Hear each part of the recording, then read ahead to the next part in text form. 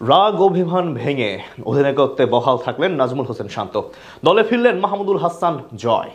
বাদ পড়লেন এক তারকা ব্যাটার মুশফিকুর রহিমের শততম টেস্ট ম্যাচের সিরিজে এবার চমক রেখে ঘোষণা করা হলো বাংলাদেশের স্কোয়াড, যেখানে বোলিং ডিপার্টমেন্টে আছে বেশ কিছু বড় নাম।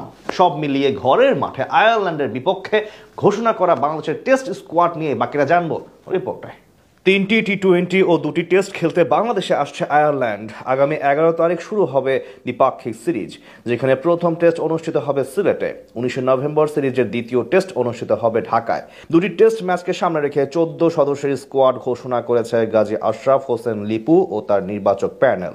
যে দল নিয়ে আছে হতাশা আর প্রশ্ন। অনেকেই হয়তো জানতে চাইতেই পারেন, আসলে কি বিবেচনা করে দল সাজিয়েছে বিসিবি। 14 সদস্যের দলে জায়গা হয়নি নাঈম হাসানের। তিনি হচ্ছেন সেই নাঈম হাসান যিনি বাংলাদেশের শেষ টেস্ট সিরিজে ছিলেন সিরিজেরই সর্বোচ্চ উইকেট শিকারী হয়ে। শ্রীলঙ্কার বিপক্ষে বাংলাদেশের শেষ সিরিজেও 3 ইনিংসে 9 উইকেট শিকার করেছিলেন এই বোলার। আর এটাই যেন সবচেয়ে বড় চমক। একজন ক্রিকেটার সবচেয়ে বেশি উইকেট শিকার করেও নেই দলে, ভাবা যায়? এমন সিদ্ধান্ত শুধু বিসিবি নির্বাচক দিয়েই নেওয়া সম্ভব। যদিও ধারণা করা হচ্ছে সিলেটে পেস বান্ধব উইকেট তৈরি করা হবে, কিন্তু তাই বলে আগের সিরিজের সর্বোচ্চ উইকেট শিকারী কি করে বাদ পড়ে? যদি এই এক সিদ্ধান্তে অবাক হয়ে থাকেন, তবে আরও অবাক করার সিদ্ধান্ত আছে। টপ অর্ডারের ব্যাটিং বিবেচনায় সাদমান ইসলাম আছেন, তিনি টেস্ট রান পাচ্ছেন, যদিও তার সঙ্গী হিসেবে মাহমুদুল হাসান জয়কে রাখা হয়েছে। তিনি অবশ্য খুব একটা ভালো করছেন না।